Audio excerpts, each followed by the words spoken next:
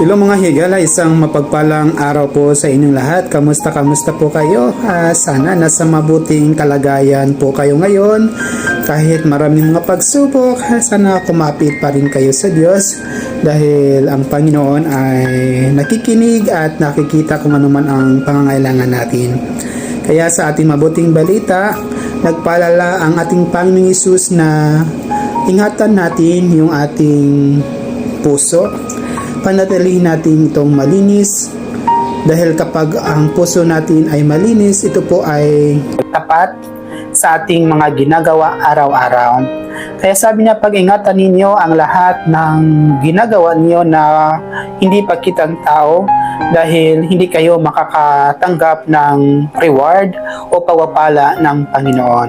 Sikapin ninyo na ang inyong ginagawang kabutihan ay naayon sa kautusan ng Panginoon na may kababaang loob, tapat at totoo sa Kanya. Sapagkat alam ng Diyos kung totoo tayo. Alam ng Diyos kung pakitang tao lang yung mga nagagawa nating kabutihan sa ating kapwa. Marami po sa ating lipunan. Pero sana makiisa po tayo sa ating Panginoong Hesus dahil sa Kanya lang naman nagmumula at dapat natin gawin ito ang kabutihan, ang grasya na meron tayo ay galing sa Kanya. Kaya hanggat maaari po, kung kaya natin tumulong na may pagmamahal, katapatan at may kababaang loob sa ating kapwa, meron pong reward na ibabalik si Lord sa ating lahat ng sobra-sobra pa. Kaya hanggat maaari, para naman din sa mga tao na humihingi ng mga tulong sa kanilang mga kakilala, huwag kayong masaktan, magtampo kung hindi kayo mapagbigyan dahil minsan umaayaw yung tao sa ating pangangailangan dahil minsan wala din sa kanila, kulang din sila, nangangailangan din sila.